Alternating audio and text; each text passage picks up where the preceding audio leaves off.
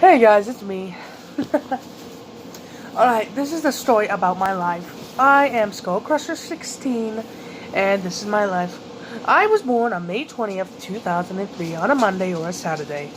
My parents were so overjoyed to have a baby that they literally cried at the sight. My dad, being the person that he was really overjoyed. So he cried the second he held me, saying this, and I quote, "Mama, will you please hold her? Hold him." My dad wanting a girl, he still didn't complain. As I quickly grew too attached to my grandparents, my grandpa came up to me and said, "Boot Scoot, you're gonna be a good one." Of course, he didn't call me this until a few years later. By the way, I'm taking this away from my face. Fast forward a few years, and I'm living in a trailer park. My first memory I could ever think of is me watching VeggieTales. Yes, I did. I watched VeggieTales. Don't be a dick about it. Whenever I did, I would always wait until the show came on. Either a horror movie was playing, or something else was too. I would mostly spend my days playing outside. Yes, I did that. In the heat, or in the water, or the mud. I was a particularly skinny boy. Very skinny, bone-like. Skinny, and I would mostly just keep to myself. I used to play in a tree in the center of our trailer. Well, not the center, more like outside, and pretend I was the Forest King. Not knowing that the Forest King would become part of a TV show or a movie. Please don't sue me if you're watching this. If I might add, this is part one. Every day I would climb up there, break a few branches into a throne. Of course, I would just sit on them. And I would mostly go outside and find an axe. My Papa Chuck had an axe that I would play with every day and chop at a tree. At this point, me and my parents were living with my grandpa. We lived in the back room, and this was a particularly small back room. There were only room for 2 beds and a small TV. But this TV was exceptionally big, like those old big TVs. First, it was in the living room, then it was moved into our room when Papa Chuck got a new one. Every night I would watch Chucky with my mom and dad. Of course, I grew to love that horror movie, because, well, it's just a doll that's killing. It was just a doll. And we would do movie nights. Of course, I would watch Batman with my Papa Chuck, unknowing that I had a grandma and a grandpa, a second grandma and a grandpa. That would happen a few years later. Me not being in school because I was probably 3 or 4, unknowing of it, I didn't always hate school, but we're still getting off track. In a few years, I would inherit a race car bed, and my dad would make me watch it. I grew terrified of it, imagining that the clown would come into my room and steal me out in the night. Now back on track. Every day, I would take a nap with my parents, and I hated it. Simply hated it.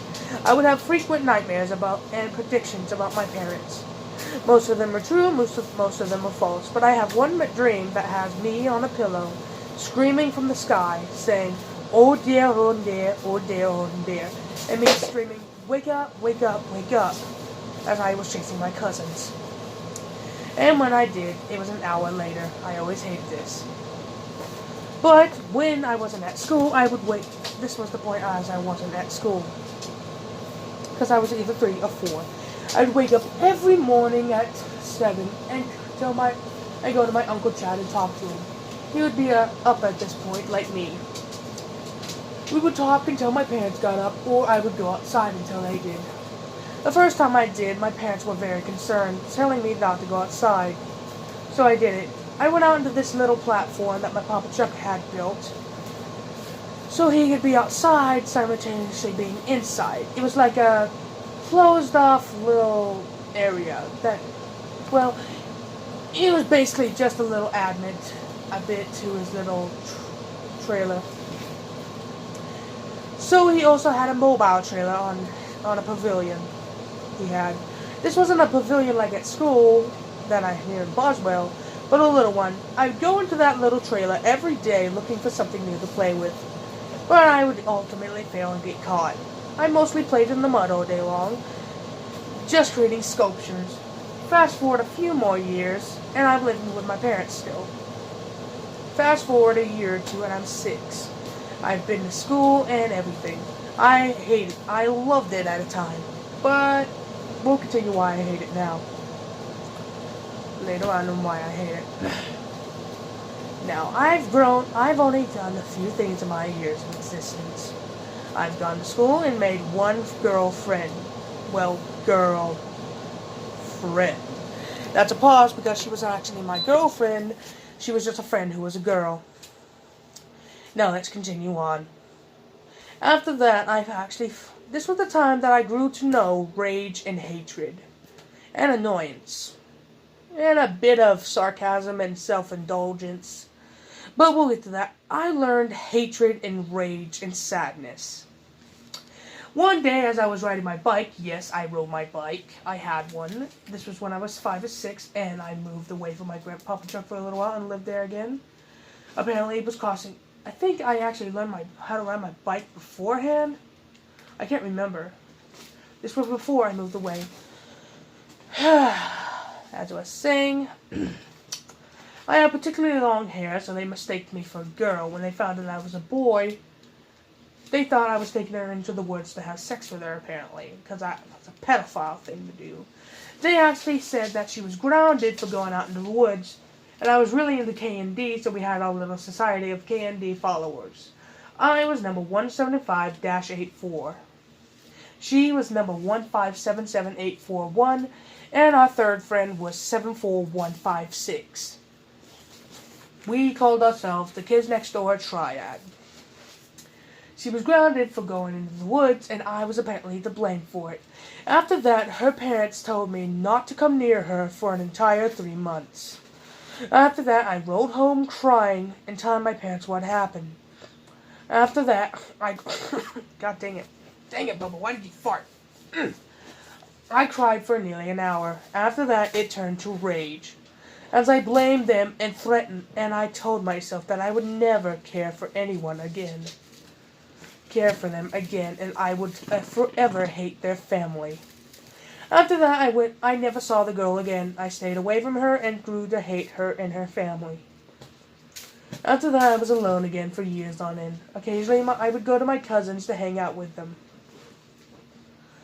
Whenever I did, it would mostly be for short time periods. At this point in my life, I was still 6, probably, and my parents have just moved down the street to another trailer house, except this one had woods in the back, and I would frequently go out. By then, I had a little plastic four-wheeler that was powered by a battery. And yes, I had one of those. Every kid did. I used it to get around the trailer park. I didn't go that far because I was only allowed to go up and down the street to my Papa Chuck's. That's when I discovered 2 girls who lived across from me. I quickly made friends with them. Well, sort of. Talking to them daily and then hanging out at their place. I would go into their rooms and find the most interesting thing to play with them. We would mostly play with Barbies, yes I did, and don't make fun of me at school for this, or we would play House or Nerf or video games. At that point, we were playing House, and I had a G.I. Joe action figure, yes I had that. Or it was probably something from McDonald's. I wasn't a fat kid back then. We were playing House, and it was time for me to go home. It was particularly dark. Seeing as I never really liked the dark, the parents walked me home. My parents, scared out of their mind, thinking that a man was following me, accidentally called the cops. Told me to run and threatened to call the cops to the man. The man explained, telling them that I was actually being walked home by him. So they actually stopped the call and then just continued on with their lives. Continuing the months following, I'd accidentally shoot one of the girls in the eye. The parents blaming me. And this was a point where I still had that little bit of rage and hatred within me, although it was pushed very deep down because I was actually a sweet, kind kid. You can ask my mom and dad, by the way, that was actually true. And remember, this is part 1, I'm only telling you. After that, I actually ended up reviving that rage, blaming them for saying it was an accident, even though their daughters actually told them it was. Their parents, still furious at me, banned me from that house for a full year. Seeing as this was June, or probably December, I was furious and full of hatred.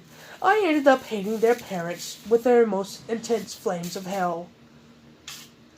and I will continue the story tomorrow. This has been Skullcrusher 15 signing off.